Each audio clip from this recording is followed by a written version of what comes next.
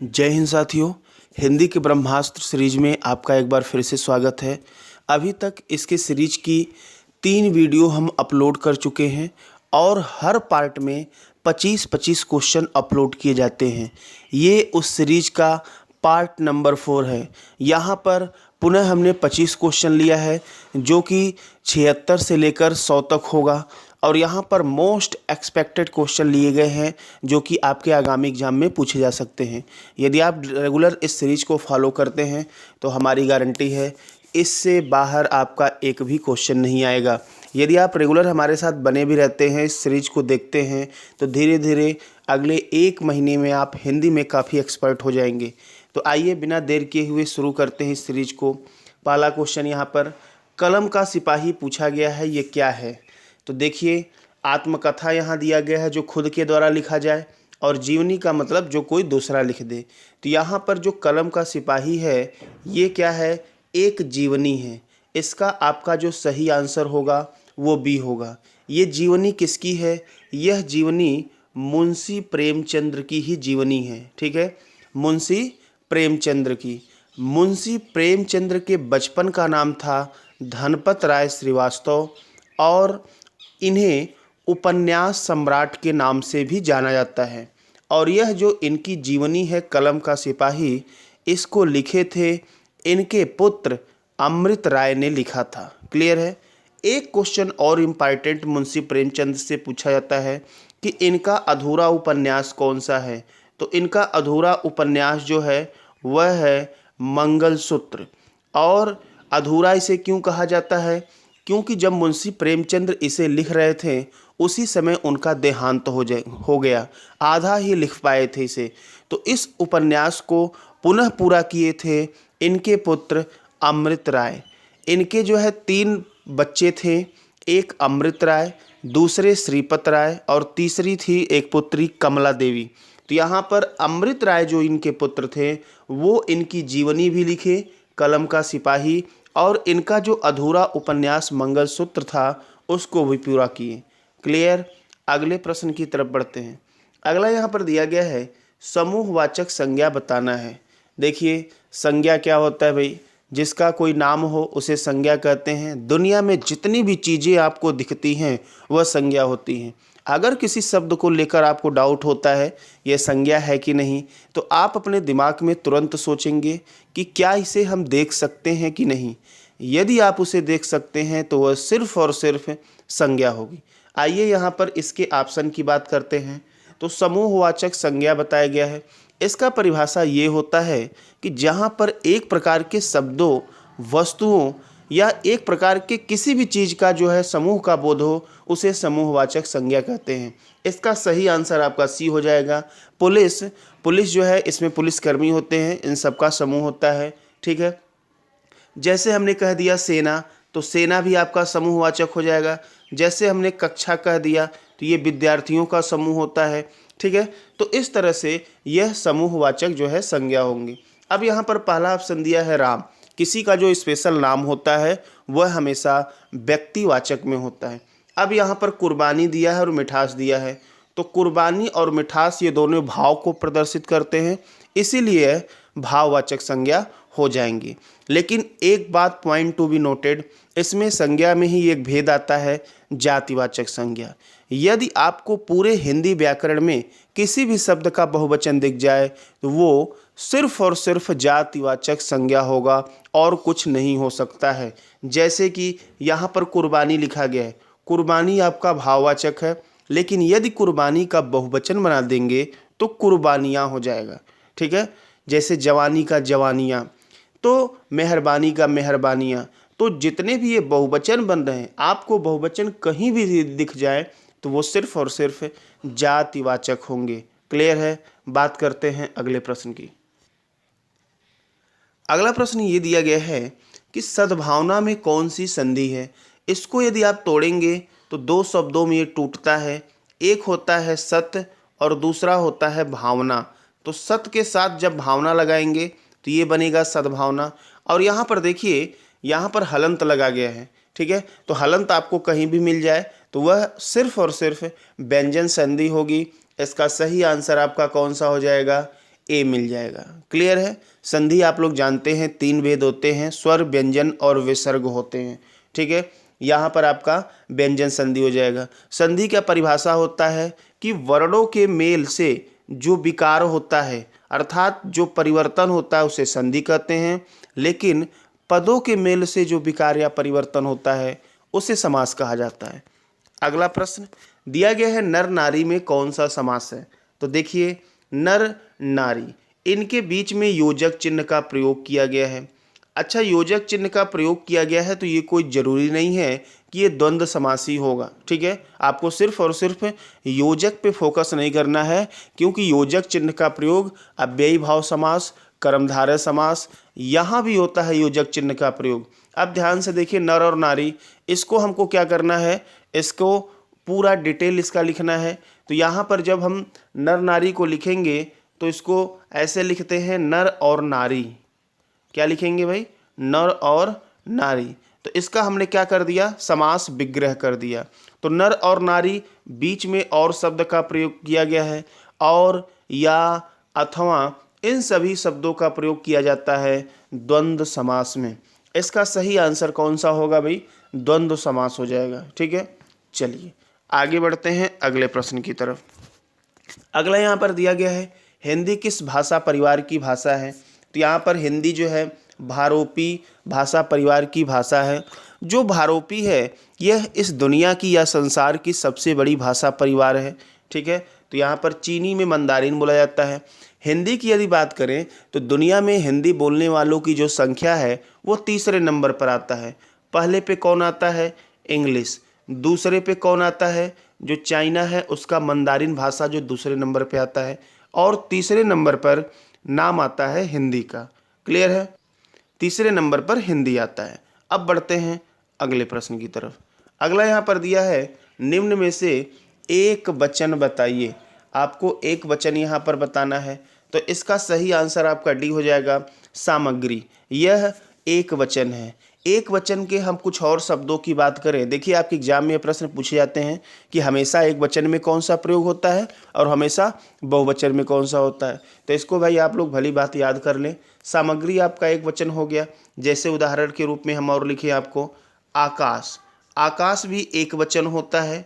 हमने बोला वर्षा, वर्षा भी आपका एक वचन में ही आता है। ठीक है, और हमने कहा झूठ, सत्य, सौंदर्य, घी, पेट्रोल, जनता, ये जनता भी कई बार पूछा गया है। ठीक है, बाकी आग भी हमेशा एक वचन में ही आता है, हवा भी एक वचन होता है, प्रेम, क्रोध, ये सारे आपके एक वचन में होते हैं। बाकी यहाँ पर जो शेष लिखा गया है, आंसू, दर्शन, बाल, ये सब बहुवचन होते हैं। ये सब सदा बहुवचन होते हैं। सदा बहुवचन की बात जैसे हम करें, समाचार, न्यूज़पेपर पढ़ते हैं, ये भी बहुवचन होते हैं। प्राण हो गया, ये भी सदा बहुवचन होते हैं। हस्ताक्षर, सिग्नेचर करते हैं, ये भी सदा बहुवचन होते हैं। बाल भी सदा बहुवचन होते हैं। लोग भी सदा बहुवचन होते हैं। प्रजा, होश, आंसू, ये सारे शब्द सदा बहुवचन में होते हैं। जिनको आप लिखकर जो है रट लीजिए एक दो बार। चलिए आगे बढ़ते हैं, अगले प्रश्न की बात करते हैं। बंदूक एक उपयोगी क्या है? देखिए, ये आप वाक्य शुद्धि में पूछा जाता है। तो बंदूक जो है यहाँ पर क्या हो जाएगा? एक शस्त्र होगा। दो प्रकार की चीज़ें होती हैं, एक अस्त्र होता है, एक शस्त्र होता है। जिसको हम पकड़ के चलाते हैं वो शस्त्र होता है, और जिसको फेंक कर चलाते हैं वो अस्त्र होता है। जैसे अब कई सारे बच्चों के दिमाग चलता है, माइंड में आता है कि ये क्या होगा। जैसे एक उदाहरण हम लेते हैं, लाठी है। अब लाठी सामान्यतः लोग चलाते हैं दो प्रकार से। एक तो होता है भाई पकड़ के भी चलाते हैं, और दूसरा होता है भाई फेंक कर भी चलाते हैं। अब लाठी जो है यहाँ पर अस्त्र और शस्त्र दोनों का कार्य करेगा। यदि फेंक दिए तो फिर लाठी क्या हो गया भाई? अस्त्र हो गया। यदि पकड़ के चलाए तो शस्त्र हो गया। जैसे और अच्छा उदाहरण लेते हैं, हनुमान जी का गदा। गदा नाम सुने भाई? जो गदा होता है, हनुमान जी इसको दोनों तरीके से चलाते हैं। यदि उनका शत्रु या दुश्मन उनके पास है तो गदा को जो है पकड़ कर चलाते हैं, और यदि उनका शत्रु या दुश्मन दूर है तो गदा को दूर से ही चला देते हैं। तो उस कंडीशन में गदा जो है अस्त्र और शस्त्र दोनों की भूमिका निभाएगा। ठीक है, तो यहाँ पर शस्त्र के हम कुछ उदाहरण की बात कर लें तो आपका बंदूक हो गया, रिवॉल्वर हो गया, कट्टा भी ले सकते हैं भाई, पिस्टल भी ले सकते हैं, तलवार हो गया, गदा, भाला, लाठी, ये सारे जो है आपके क्या हो जाएंगे और जो है शस्त्र हो जाएंगे। अस्त्र का मतलब होता है जिसे हम फेंक कर चलाते हैं, ठीक है। तो जो चीज़ें फेंक कर चलाई जाती हैं उसे क्या कहते हैं भाई, अस्त्र कहते हैं, ठीक है। बहुत सारी चीज़ें फेंक कर चलाई जाती हैं, जैसे मान लीजिए कोई बम है, उसको फेंक कर ही चलाया जाता है, ठीक है। तो जो चीज़ें भाई दूर से फेंक के चलाई जाती हैं उसे क्या कहा जाता है, अस्त्र कहा जाता है। रक्षक का मतलब रक्षा करने वाला, औजार का मतलब ये सारी चीज़ें औजार में ही आती हैं। आगे बात कर लेते हैं, सामान्य रूप से समास के कितने प्रकार के होते हैं। तो देखिए, अगर हम सामान्य रूप से बात करें तो समास जो है 6 प्रकार के होते हैं। कौन कौन सा होता है, अव्ययी भाव, तत्पुरुष समास, द्वंद्व समास, द्विगु समास, कर्मधारय समास और बहुव्रीहि समास। क्लियर है। लेकिन यहाँ पर एक और भेद पूछा जाता है कि पद प्रधानता के आधार पर इसके कितने भेद होते हैं। तो पद प्रधानता के अगर आधार पर बात करेंगे तो इसके कुल 4 भेद होते हैं, ठीक है। 4 भेद। पहला कौन सा होता है, जिसमें पहला पद प्रधान हो, तो पहला पद प्रधान होता है अव्ययी भाव समास का। दूसरा कौन सा होता है, जिसमें दूसरा पद प्रधान हो, तो ये होता है तत्पुरुष समास, कर्मधारय समास और द्विगु समास। तीसरा, जिसमें दोनों पद प्रधान हो, तो यह होता है द्वंद्व समास। और चौथा होता है जिसमें दोनों पद ना प्रधान हो, तो ये क्या होता है, बहुव्रीहि समास। क्लियर है। तो ये समास के भेद हो गए। और समास की परिभाषा, समास का विलोम पूछा जाता है आपके एग्जाम में, तो समास का विलोम आपका होता है व्यास। और समास की परिभाषा ये होती है कि पदों के योग से जो विकार या परिवर्तन उत्पन्न होता है उसे समास कहा जाता है। अगले प्रश्न की बात करते हैं, पुरुष और स्त्री का जोड़ा पूछा गया है। तो देखिए भाई, पुरुष और स्त्री के जोड़ों के जो है युगल कहा जाता है। इसका आपका सही आंसर पहला हो जाएगा। कुछ लोग ये सोच रहे होंगे कि ऑप्शन में दंपत्ति भी दिया गया है, इसको क्यों नहीं बताया गया। देखिए, दंपत्ति का मतलब जो है आपके पुरुष और स्त्री का जोड़ा नहीं कहते हैं। दंपत्ति का मतलब होता है पति और पत्नी का जोड़ा, ठीक है। दंपत्ति का मतलब होता है पति और पत्नी का जोड़ा होता है। अगला आपका युग्म दिया है, युग्म का मतलब होता है जोड़ा। अब ये जोड़ा पुरुष का नहीं, जोड़ा मतलब किसी वस्तु का, कोई भी चीज़ जोड़ा ले आना, ठीक है। तो ये आपका युग्म हो जाएगा। चलिए अगले प्रश्न की तरफ बढ़ते हैं। अगला दिया गया है, जिसका कोई शत्रु पैदा न हुआ हो तो उसे कहते हैं अजात शत्रु। ऑप्शन सी इसका सही आंसर होगा, जिसका कोई शत्रु न पैदा हुआ हो। पहला दिया है अजान बाहु। अजान का मतलब होता है क्या, घुटनों तक, और बाहु मतलब हाथ। तो जिसके हाथ घुटनों तक अर्थात पैर के घुटने तक लंबे हों उसे अजान बाहु कहा जाता है। और ऐसा अभी तक के इतिहास में सिर्फ एक इंसान का था, और वो कौन थे, भगवान श्री राम। उनका जो हाथ घुटनों तक लंबा था।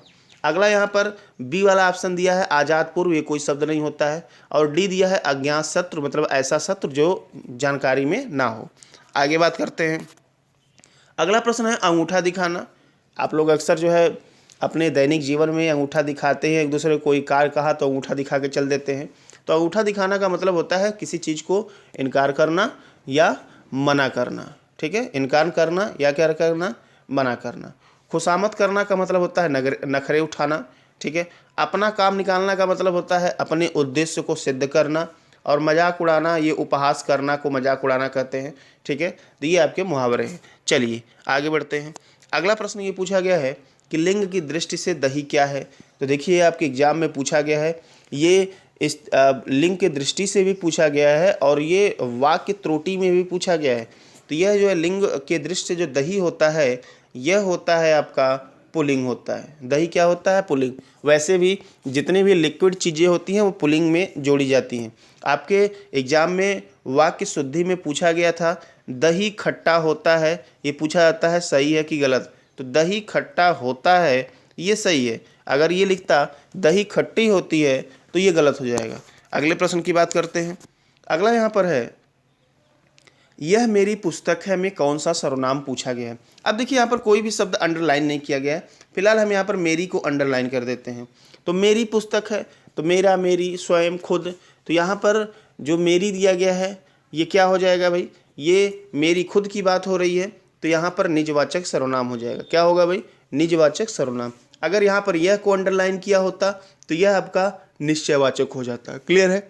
तो ये सर्वनाम हो गया।